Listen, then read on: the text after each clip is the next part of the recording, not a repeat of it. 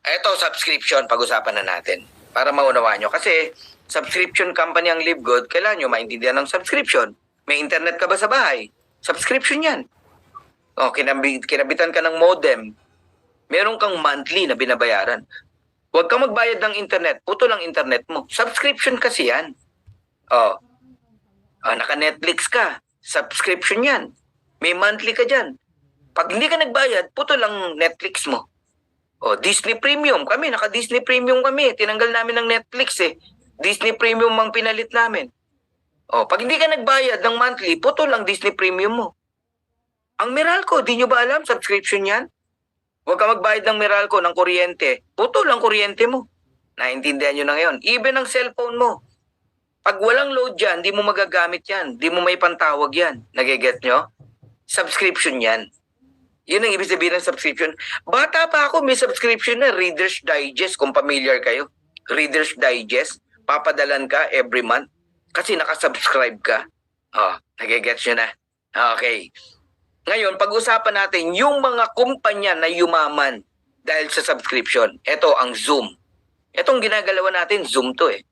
Nagbabayad tayo $10 every month. Dati. Ngayon, hindi na. Kulang-kulang $100 na binabayad natin dito. Kaya kaya natin mag 1,000 eh, na participants eh.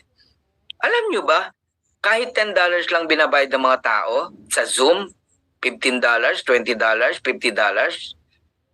tignan mo magkano earnings in 1 year. Ang revenue nila, 2.65 billion US dollars. Noong 2022, 4.1 billion US dollars. Maganda bang negosyo ang subscription? Yes. Lahat ng kumpanya na engage sa subscription, panalo yan. Pati mga fitness gym, mga gym, subscription yan. Alam mo, Anytime Fitness. Every month, nagbabayad ka ng 2,800, 2,700. Or else, hindi mo magagamit yung facilities. Kahit binigyan ka ng ID, pag di ka nagbayad, di ka makapasok. Nagigets nyo na. Masarap na example si Netflix kasi yan ang future ng LiveGood. Ganyan karami, 230 million subscriber. Isipin mo pag ganyan na karami ang subscriber ng LiveGood, ngayon pa nga lang, may mga kumikita na. Ang Netflix nagsimula, konti lang din ang nakasubscribe. Now, ano ba tong Netflix? Ano ang service na binibigay? Entertainment. Nanonood ka lang dyan. Nagluluha na yung mata mo, ayaw mo pang tumigil kasi series yung pinapanood mo. Correct? Yung iba nga, paulit-ulit na lang yung palabas dyan. Bayad ka ng bayad dyan every month. May income? Walang income. Pero okay lang sa'yo. Isipin mo, walang income, okay lang sa'yo. Bayad ka ng bayad. Kasi na-entertain ka. Yun lang. Tapos sa LiveGood ngayon, nanghihinayang ka. Bakit? Kasi di mo naintindihan kung ano talaga essence ng membership. Ang unang benepisyo mo as a member ng LiveGood, organic products, bumili ka, gumamit ka, nabibili mo ng napakababang halaga, factory price. Halimbawa nitong essential oil, magkano natipid natin? Lumalabas to 1 plus 5. Isa lang yung binayaran mo, libre yung 5. Sipin mo yun? Yun yung essence ng club membership. Ang maganda lang sa LiveGood, may income. Sa Netflix, may income ba? Wala. Sa Zoom, mayroon ba? Wala. Sa Anytime Fitness Gym, may income ba? Wala. Sa Pico de Loro, sa Tagaytay Highland, may income ba? Wala. Dito may income ka. Now, tingnan nyo income ng Netflix.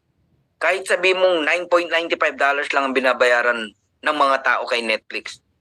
29.52 billion noong 2021 US dollars.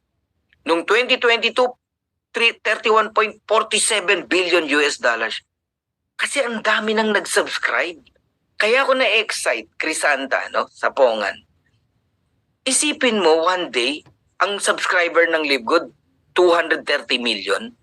Di yun ang kinikita ng LiveGood, 31 billion.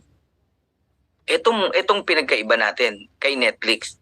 Si Netflix, sinolo niya yung income na 31 billion dollars. Si LiveGood hindi.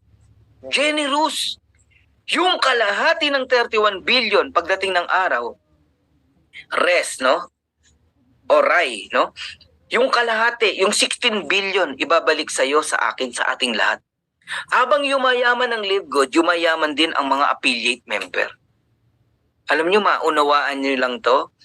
Wala nang question para hindi mo ipagpatuloy yung subscription mo. Costco, another club membership. 59 million members household. 107 million card holders. 88% worldwide renewal rate.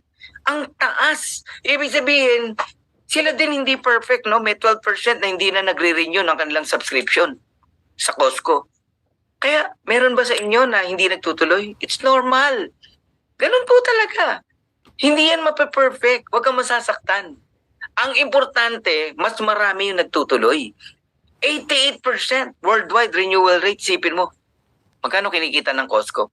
3.5 billion US dollars sa membership pa lang. Yung kita sa products, yung mga mag-grocery dyan, napakarami. Kaya alam nyo, kung maunawaan nyo lang ang LiveGood, pwede kang kumita sa products. Lalo na pagdating ng araw, may warehouse na tayo at napakarami na nating products.